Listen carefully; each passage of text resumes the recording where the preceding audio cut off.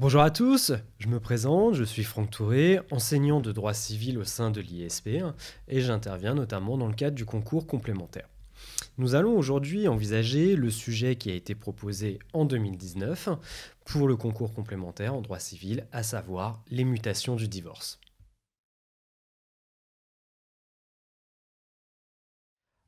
Après le sujet proposé en 2016 sur les conséquences du divorce, en 2017 sur la force majeure en droit des contrats et en 2018 sur la prescription civile extinctive, le sujet proposé dans le cadre du concours complémentaire en 2019 portait sur les mutations du divorce.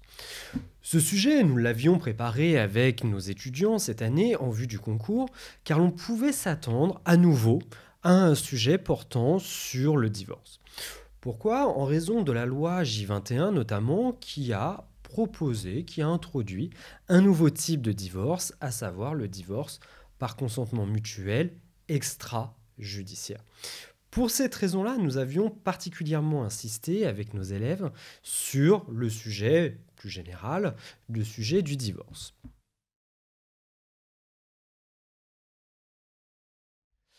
Donc ce sujet qui porte sur les mutations du divorce, on peut l'analyser tout d'abord en partant des définitions. Deux aspects sont à retenir dans le cadre de la définition. D'une part, la définition du terme mutation et d'autre part, la définition du divorce.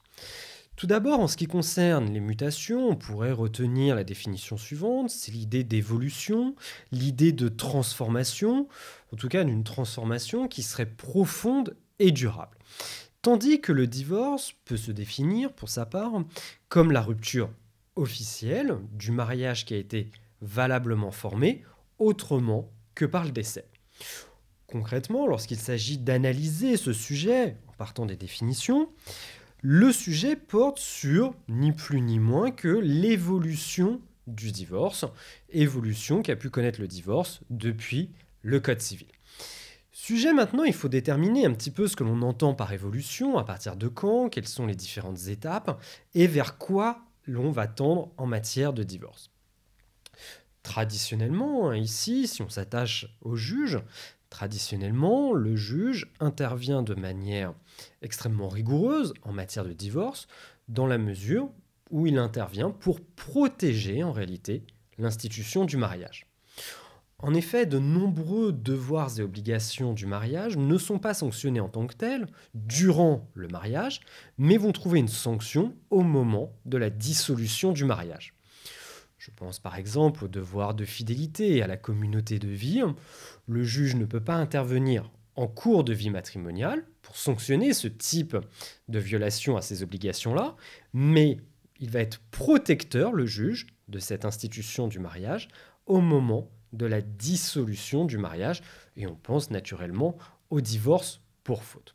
Donc, d'un point de vue extrêmement classique, d'un point de vue traditionnel, le juge a un rôle protecteur en matière de divorce et a un rôle protecteur de l'institution même du mariage. Néanmoins, on a une évolution qui est intervenue, évolution aussi bien jurisprudentielle que législative, qui ont atténué les pouvoirs du juge en matière de divorce, je n'ai pas dit affaibli, mais qui ont atténué les pouvoirs du juge. En effet, le juge va intervenir que dans les cas finalement les plus compliqués en matière de divorce. L'idée, c'est de faciliter la dissolution de l'union matrimoniale en donnant un pouvoir aux parties de dissoudre leur mariage par la voie essentiellement contractuelle, par la simple volonté.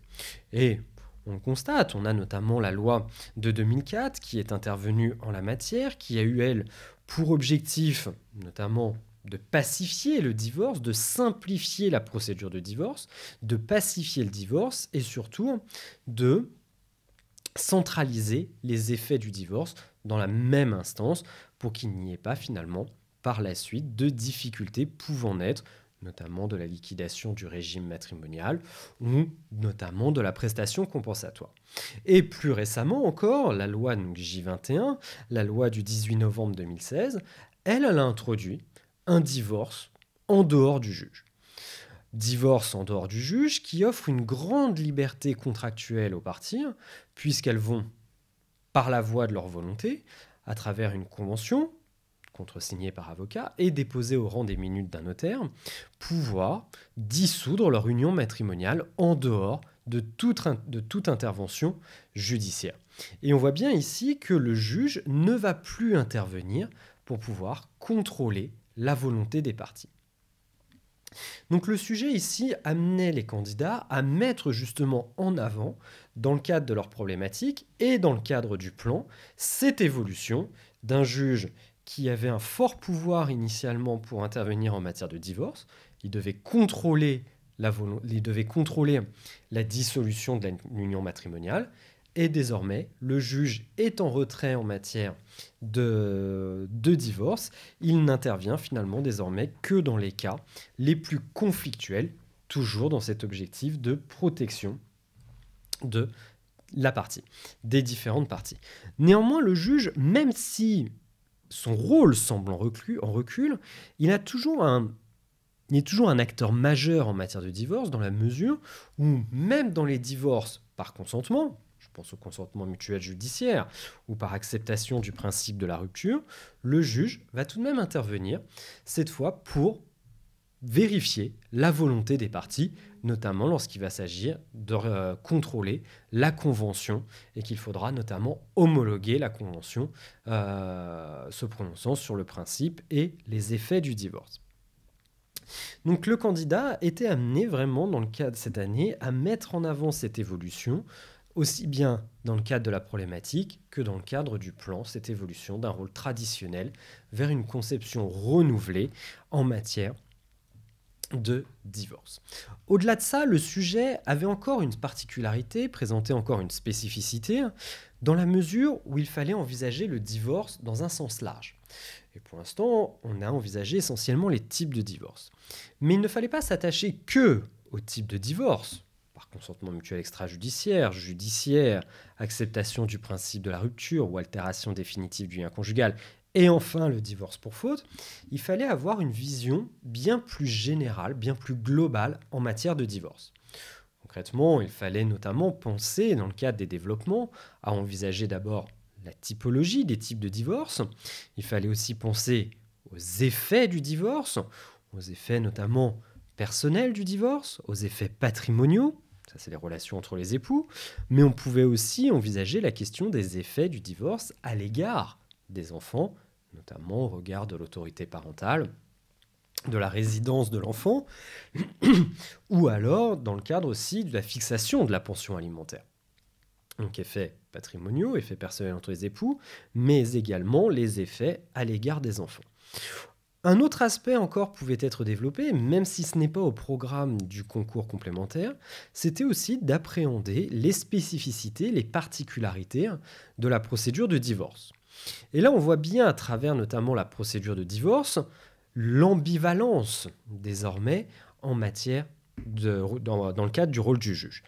En effet, il a pour objectif, encore aujourd'hui, le juge a encore pour objectif d'amener les parties, dans le cadre d'une conciliation, à s'entendre sur le type de divorce et à s'entendre aussi sur les effets du divorce.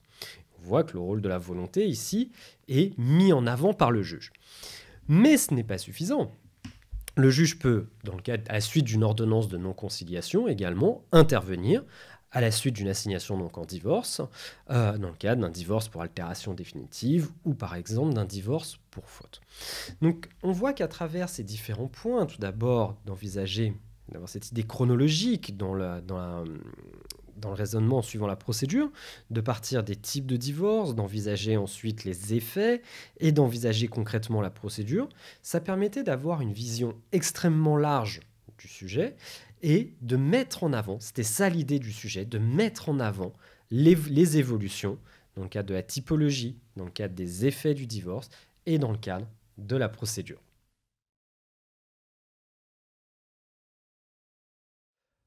Permettez-moi maintenant de rentrer un petit peu plus dans le détail de ces développements à la suite de cette analyse du sujet et de commencer tout d'abord par le premier aspect qu'il convenait d'envisager, c'est cet aspect extrêmement classique, cet aspect traditionnel du divorce. Traditionnellement, je vous l'ai dit, le juge intervient dans le cadre d'un divorce dans le but de protéger l'institution du mariage. Aussi, la première idée qu'il convenait de développer dans le cadre de cette démonstration, c'est le divorce pour faute qui est prévu à l'article 242 du Code civil et qui pose 3 conditions, à savoir une faute imputable et enfin une faute rendant intolérable le maintien de la vie commune. Premier aspect que l'on pouvait développer. Au-delà de ce divorce pour faute, on pouvait, c'est dans la continuité, envisager aussi le divorce pour altération définitive du lien conjugal, qui résulte encore aujourd'hui de la cessation de la vie commune depuis plus de 2 ans entre les époux lors de l'assignation en divorce. Ce type de divorce, finalement, a pour objectif de sanctionner le manquement à la communauté de vie des époux, parce qu'il y a un délai de 2 ans qui s'est écoulé. Alors, la loi de programmation de la justice, la loi du 23 mars 2019, est intervenue dans la matière pour justement modifier le délai et pour modifier également la procédure de divorce, ce qui va donc dans le sens d'une conception beaucoup plus moderne, contemporaine, dans le cadre du divorce.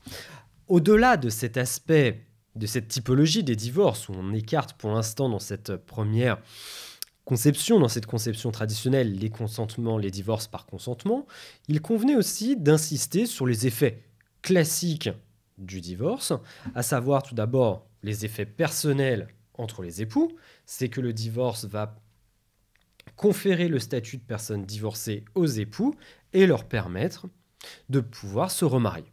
À cela, on pouvait aussi envisager la question du nom d'usage et l'idée que chacun reprend par principe son nom d'usage, sauf accord de l'autre époux, et à défaut d'accord, le juge va pouvoir intervenir pour permettre à un des époux de conserver l'usage du nom. Mais au-delà de cet aspect personnel, vous deviez aussi envisager les aspects traditionnels, des aspects patrimoniaux traditionnels en matière de divorce, à savoir l'article 266 du Code civil, l'ancien article 1382 du Code civil, désormais 1240, et la question classique également de la prestation compensatoire prévue aux articles 270 et suivants du Code civil. Vous pouviez, mais simplement l'évoquer, puisque ça ne figure pas nettement dans le cadre de votre programme, vous pouviez également envisager, mais de manière très très succincte, la question de la liquidation du régime matrimonial. Mais comme ce n'est pas clairement nettement dans votre programme, vous n'aviez pas à l'envisager plus que cela.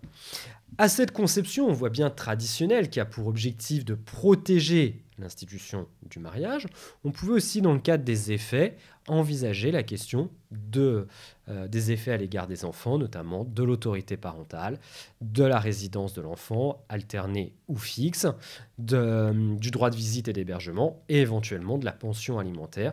Et on est vraiment dans un aspect très traditionnel où le juge va intervenir, éventuellement en auditionnant le mineur, l'enfant, non pas sur la cause de divorce, mais sur les effets, afin ici de protéger l'intérêt supérieur de l'enfant. Mais ça, c'est une conception extrêmement traditionnelle du divorce. Désormais, avec les dernières évolutions législatives, l'on va vers une conception renouvelée, une conception moderne du divorce qui est, elle, fondée essentiellement sur la volonté des époux.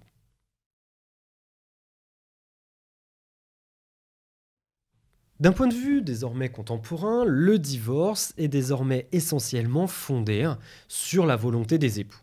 Cela se manifeste notamment à travers les types de divorce. On a désormais plus de divorces fondés sur la volonté.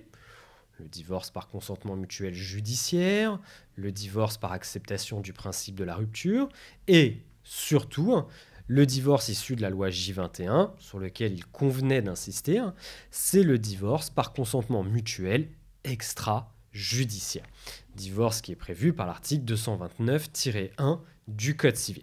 Donc ça, c'était un premier point sur lequel il convenait vraiment d'insister, c'est que désormais, le juge a un rôle secondaire en matière de divorce, puisque c'est d'abord la volonté des parties qui va permettre aux époux de se séparer, et le juge n'interviendra en réalité que pour contrôler les conventions en matière de divorce.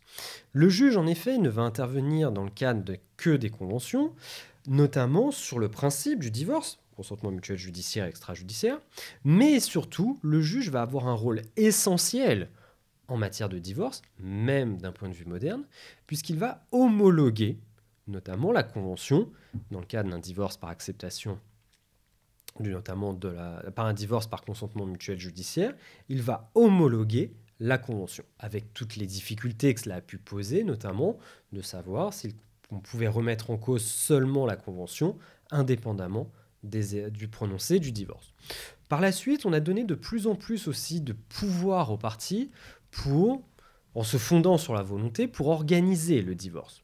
Elles doivent notamment soumettre un projet d'homologation, un projet par exemple réglementant les effets du divorce. Elles peuvent également, les parties désormais, appréhender les conséquences à l'égard de leurs enfants dans le cadre d'un accord s'organisant sur la résidence de l'enfant et éventuellement en aménagement aussi les modalités de l'autorité parentale.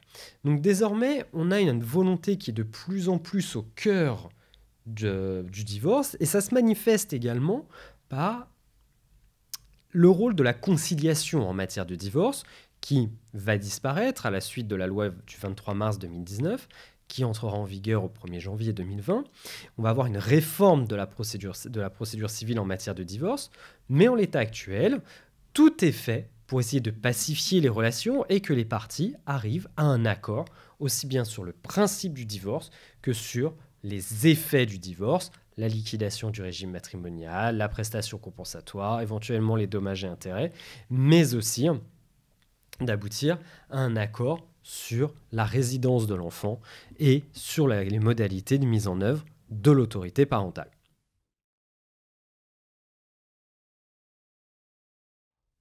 En conclusion, le sujet proposé en 2019 portant sur les mutations du divorce n'était pas un sujet difficile en soi. Néanmoins, puisqu'il ne s'agissait pas d'un sujet difficile, il fallait parfaitement l'appréhender et surtout avoir cette vision très large du sujet et ne pas se contenter seulement d'envisager les types de divorce. En effet, ceux qui n'ont envisagé que les types du divorce ont perdu énormément de points. Il fallait avoir cette vision extrêmement large, envisager aussi bien les types de divorce, les effets du divorce, et essayer d'évoquer également la procédure de divorce. Donc ici, c'était essentiellement un exercice, une dissertation mettant en œuvre une méthodologie et en mettant surtout bien en avant, en évidence, l'évolution du sujet avec cette conception traditionnelle et cette nouvelle conception du divorce fondée désormais essentiellement sur la volonté des époux pour mettre un terme à leur union. Je vous souhaite à tous bon courage pour vos révisions dans le cadre du concours complémentaire. Au revoir.